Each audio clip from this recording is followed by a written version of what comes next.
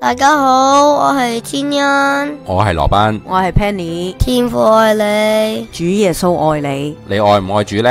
而家等我哋用說說嘅時間，安靜我哋嘅心靈。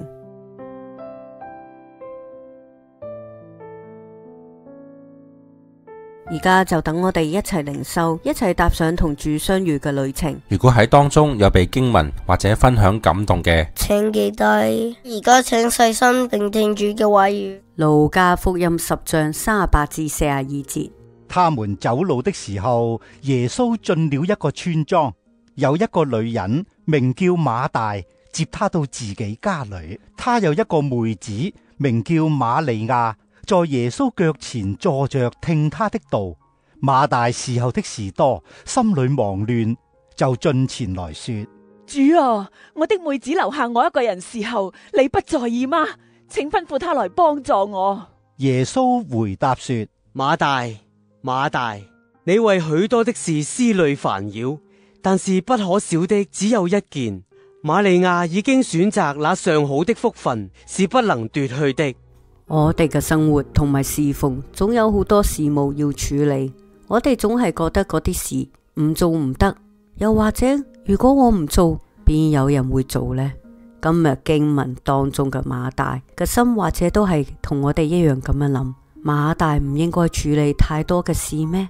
唔係，因為喺猶大嘅文化當中，接待客人係好重要嘅事，更加何況佢接待嘅係耶穌。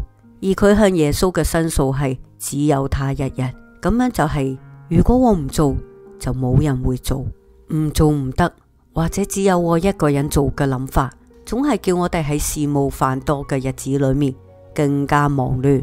但喺今日嘅經文當中，耶穌嘅回應就係出人意料。耶穌冇指教馬大應該點樣處理咁多事後嘅工作，都冇揾其他人幫助馬大。但耶穌就指出咗一個重要嘅優先次序，就係親近主。喺路加福音10章41到42節，主回答說：馬大，馬大，你為許多的事操心煩惱，但是不可少的只有一件。瑪利亞已經選擇了那上好的福分，是沒有人能從他奪去的。喺經文當中講到，冇任何一件事比親近主更加重要，更加有福。所以耶穌喺經文當中稱讚瑪利亞選擇咗上好嘅福分。我哋仲記唔記得自己當初開始侍奉嘅原因呢？係因為冇人做，定係因為感受到主嘅愛，想要回應佢呢？喺侍奉當中，我哋係咪仍然被神嘅愛驅使，定係漸漸變成因為要做而做呢？萬有都屬於上帝，上帝佢唔需要我哋為佢做啲乜嘢，或者奉獻啲乜嘢，因為上帝佢係一無所缺。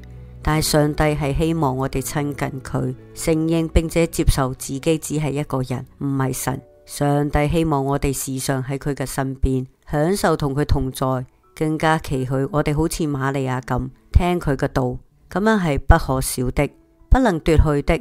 唯一一件事情，耶穌清楚嘅指出，瑪利亞已經選擇咗呢個上好嘅福分。咁我哋呢？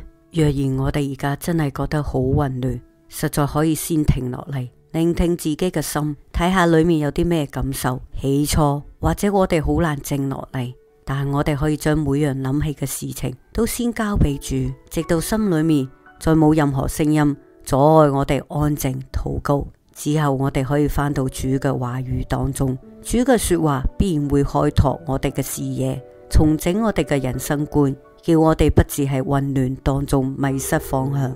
親愛嘅天父，喺思慮煩擾嘅生活背後，成日令我哋感到好混亂。感謝你今日透過耶穌對馬大嘅提醒，叫我哋知道我哋人生最重要嘅、最有福分嘅就係去親近主你。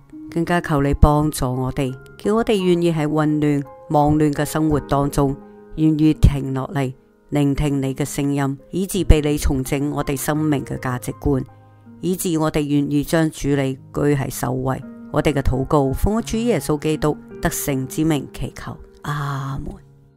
詩歌答案。